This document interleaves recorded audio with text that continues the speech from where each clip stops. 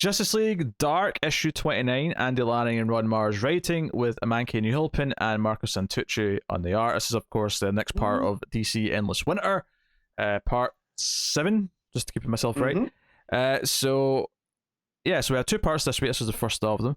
And it does focus primarily on the Justice League Dark characters and something they're doing. Again, we have a bit of a flashback at the start with kind of the aftermath of the Viking Prince going down with the Frost King into the crevice. And seemingly we get the idea that just before it ended, that the Frost King was starting to, his humanity was starting to come back. But it wasn't quite enough. But we find them in the Oblivion Bar. Hippolyta, finally we get the idea that she's been telling the story to Wonder Woman at this point in the story. This whole time she's been telling the story. Yeah. And I love the fact that she, Diana's like, how come you never told me this? She's like, well, you didn't need stories like this. Donna did. And I just kind of like, being the older sibling, you get that a lot from parents. Like, I didn't have to do that with you. Your brother, though, he needed a little prodding. So I felt that I did like that version. I mean, some people might call it lazy. How come she didn't tell Diana? But at the same time, I did like that they threw that in there. Yeah, and of course this is makes complete sense because the last issue ended with Flash going to Themyscira with Donna to to get to Hippolyta because it seemed like she might know some stuff. So Flash mentions the Justice League are all over the place fighting the various avatars, the Ace avatars, and they get to talking about what they can do, and they start talking about the Green and the Swamp Thing, and I assume this has happened in this book that I've not been reading. Yeah, so in Justice League Dark, they've dealt with the different, not kingdoms. What were they called here?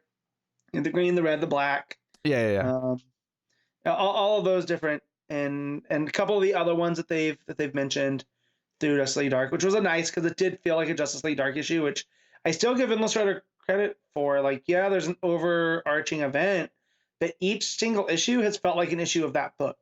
Yeah. So, and this one is no different. Yeah, the main part of the plot, once it gets going, is that Wonder Woman and Zatanna go through to the, I always forget the name of it. Where are they going? So it's the other place. So it's New Mira. It's where they defeated, the Upside Down Man. Cool. And infused it with Swamp Things. You can tell I've not been reading this book. No. And so they go through, Swamp Thing basically allows life into this place where there's no life, which ends up destroying Upside Down Man. Yeah, there's a couple, or at least converting him. Yeah, there's a couple of really pretty 2-page spreads as they see the what this world looks like now, and they go to Swamp Thing, and Swamp Thing is kind of aware of what's going on because the Green's talking about it, and so whatever. He can't go back basically to Earth and maintain his connection to New Mira. Right, so that's what they're, and even if we could, the Green can't survive in this endless winter. So he's kind of like, I'll do what I can, but I make no promises. Yeah, well, that was mentioned earlier when I was talking about the various things they were saying. The Green's like really weak right now because naturally freezing temperatures and vegetation don't go hand in hand together. But in the meantime, Hippolyta is actually trying to summon the Viking Prince, and she's done a little incantation, and the ghost of the Viking Prince shows up. I love she does Viking magic, and they're like, "How do you know how to do this?" She goes, "You're not an immortal warrior queen without picking up a few magic things," which I love. And she does this whole Valkyrie, which, if you know Norse mythology, Valkyries are like angels that carry souls to Valhalla, and that's all Viking Prince wanted, right? His whole motivation is he's immortal up to a point that he deserves a good death, and so him taking out the Frost King is what gave him his good death, so he got to go to Valhalla. So she does this summoning to the Valkyries, and they bring his spirit down. Yeah, and apologizes for disturbing his rest because he kind of earned it. But what this does is that it kind of, both the plots kind of merge. Swamp Thing gives Diana a thing. So it's a piece of the Green in order for them to kind of operate a new avatar. If they need to. It's basically kind of a bit of green magic or whatever, right? And when they come back, it's like, well, the Viking Prince can help, but he's a ghost, so there's not really much we can do. So the end of the issue is that the green kind of forms essentially a Swamp Thing-esque body around him. So we around the ghost. So we have a Viking Swamp Thing ghost at the end of this issue. Viking Prince Swamp Thing. Hoo-wee. I got to that last page, and I was very excited. I felt like you might enjoy that.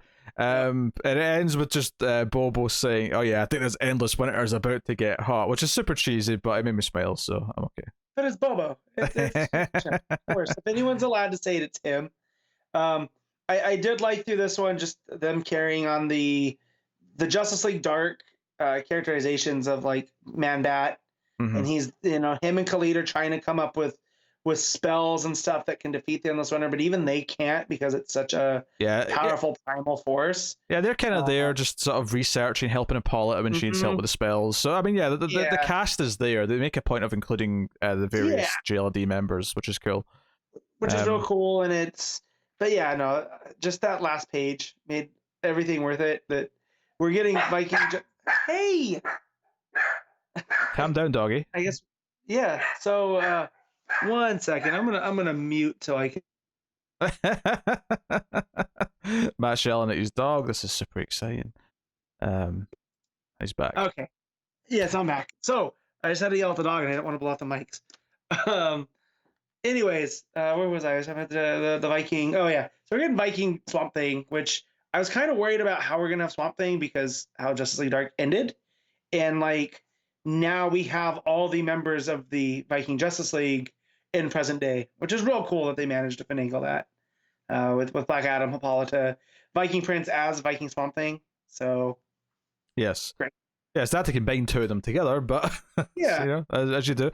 No, I think obviously both chapters in Endless Winter this week are both kind of cliffhangers going into the final big chapter, which is next week, of course.